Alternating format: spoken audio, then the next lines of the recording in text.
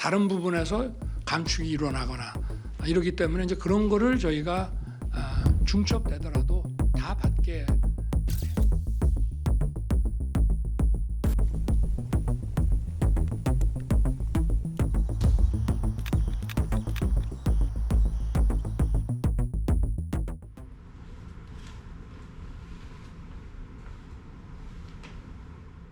안녕하세요. 생존특강 시청자 여러분.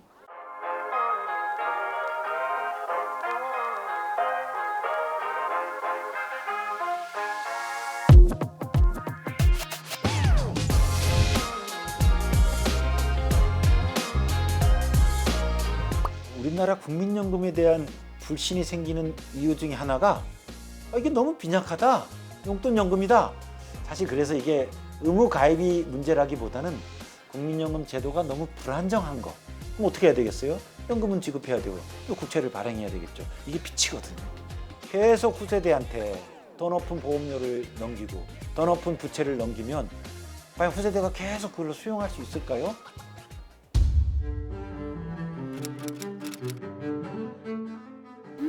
정말 고갈 위기라고는 다 아는데 4, 50년 후의 얘기잖아요.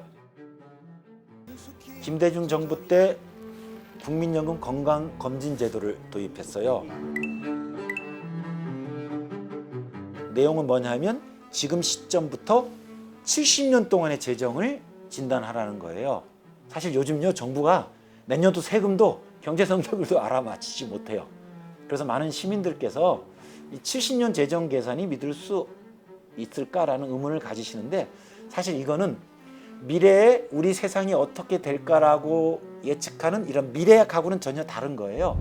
미래 재정은 미래 어떤 시점에 받는 총액과 거두는 총액의 면적을 비교하는 거예요.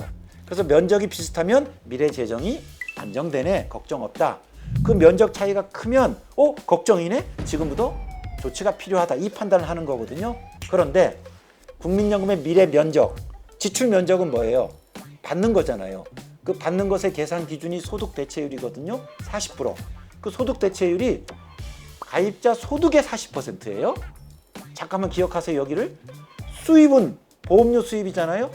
보험료 수입은 소득의 9%예요. 즉 수입도 지출도 소득의 9%, 소득의 40%예요. 같은 변수를 기준으로 두 면적이 정해져요. 그러니까 소득이 얼마를 달성할지는 사실 알 수가 없어요. 미래 나의 소득이, 국민들의 소득이 500만 원이 될지 1000만 원이 될지 알아맞힐 수는 없지만 틀려도 돼요. 국민연금 미래 건강검진은요 절대값을 알아맞히는 게 아니고 수입 면적과 지출 면적의 밸런스, 균형 여부를 알아보는 겁니다.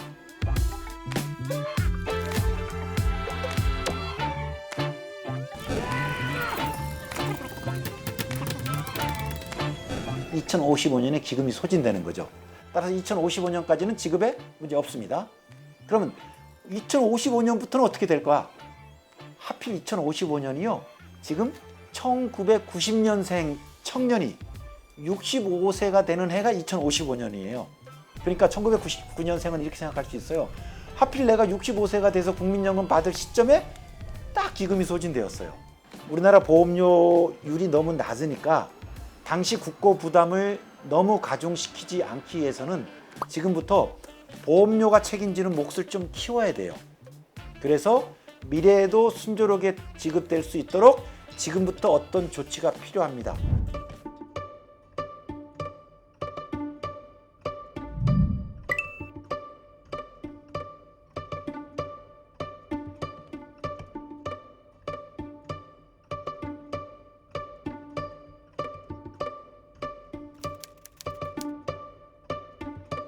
가입 기간을 늘리면 돼요.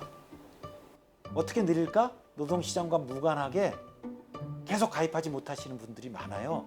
일종의 연금 취약 집단인데요. 출산, 양육, 돌봄, 불가피하게 이런 일을 할 수밖에 없는 경우가 많잖아요. 이때는 돈을 벌지 못하니까 국민연금도 가입하지 못하잖아요. 일종의 사회적 역할을 수행함으로써 국민연금에 가입하지 못하는 그 기간은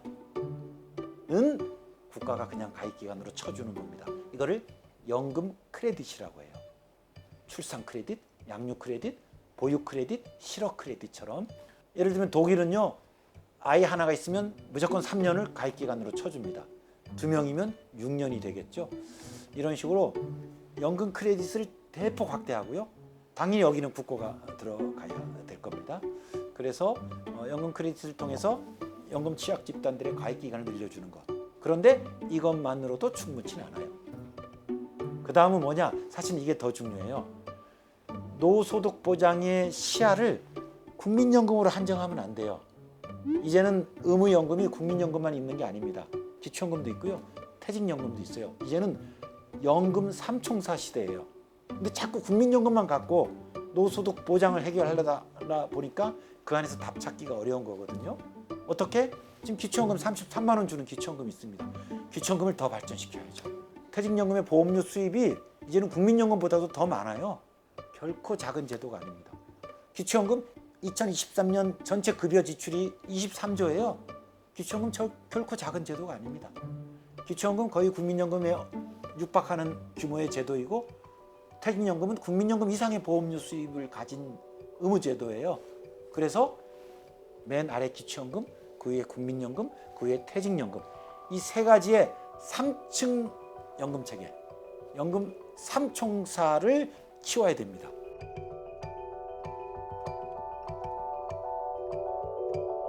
국고 재정 투입에 약간 부정적인 이제 뉘앙스로 이제 말씀하셨는데, 사실 기초연금 이것도 결과적으로 어쨌든 국고에도 나가는 거고. 그래서 만약에 국고를 투입해야 되는데 국고를 투입할 세금 재원이 부족하면 그럼 어떻게 해야 되겠어요? 연금은 지급해야 되고 또 국채를 발행해야 되겠죠. 이게 빚이거든요.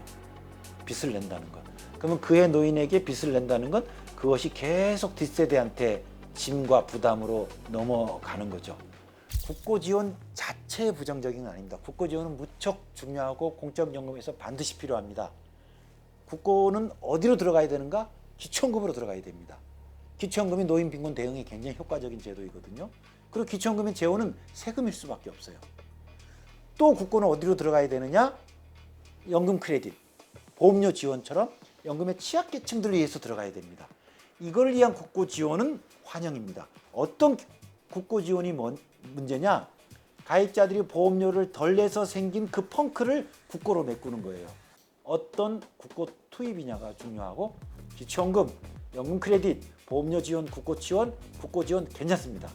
하지만 낮은 보험료율을 방치하면서 생긴 적자의 국고에 들어가는 건 적절치 않고 또 역진적인 효과까지 낳고 있습니다. 그래서 제가 연금 삼총사를 말씀드렸지 않습니까?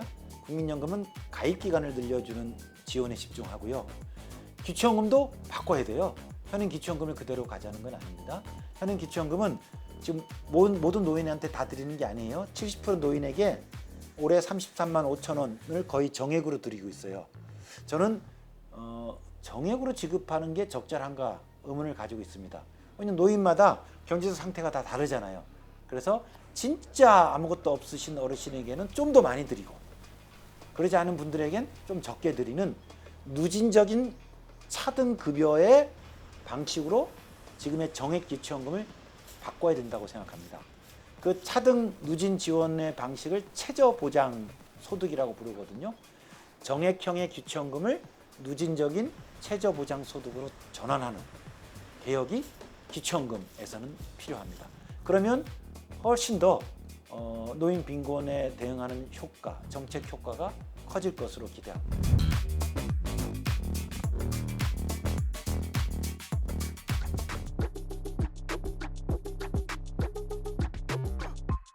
국민연금의 보장성을 강화시키는 방법은 세 가지예요. 명목소득 대체율 인상, 연금 크레딧 같은 가입기간 지원, 가입기간 늘리기. 세 번째가 의무가입 연령을 높이는 거예요. 의무가입 연령을 높이면 어떤 일이 발생하느냐? 가입기간이 길어지니까 이것도 급여액이 많아지겠죠. 그런데 현재 우리나라 국민연금 의무가입 연령은 만 59세예요. 만 59세가 되면 60부터는요 의무가입이 아니에요. 그래서 가입하지 않으세요. 그런데 60부터 만 64세까지 60대 전반기의 고용률, 일하시는 사람의 비율이 무려 64%예요 지금. 다른 연령대의 고용률하고 다르지 않습니다. 물론 대단히 불안정한 일을 하고 계시긴 하지만 상당수가 일을 하고 계세요. 그러면 그 기간도 의무 가입으로 전환해야 돼요. 그러면 자기가 근로소득이 있으니까 5년의 추가 가입 기간이 발생합니다. 5년의 추가 가입 기간은 명목소득 대체율로 따지면 5% 소득 대체율 인상 효과하고 같은 의미를 가집니다. 그래서 국민연금 보장성 강화에서는 의무 가입 연령을 높일 필요가 있고 지금 바로 해도 가능합니다. 딱 한 가지 기업이 부담일 거예요. 지금은 63세 노동자를 고용해도 국민연금 사용자 부담금이 안 생겼는데 이제 생길 거잖아요. 그래서 제 생각에는 제도 정착을 위해서 초기 몇 년간은 국가가 좀 나서서 그런 기업의 부담을 조금 경감시켜주는 그런 제도가 순조롭게 의무가입 연령 상향이 순조롭게 이루어질 수 있도록 도와줬으면 좋겠어요.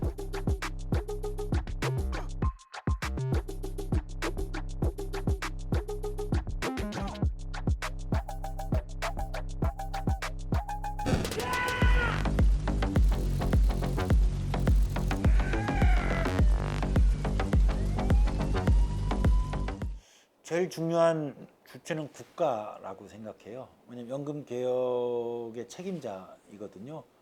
근데 김대중 노무현 정부 이후 국민연금 개혁을 하지 않았어요. 국민연금은요, 미래의 지급 총량을 누가 결정하느냐?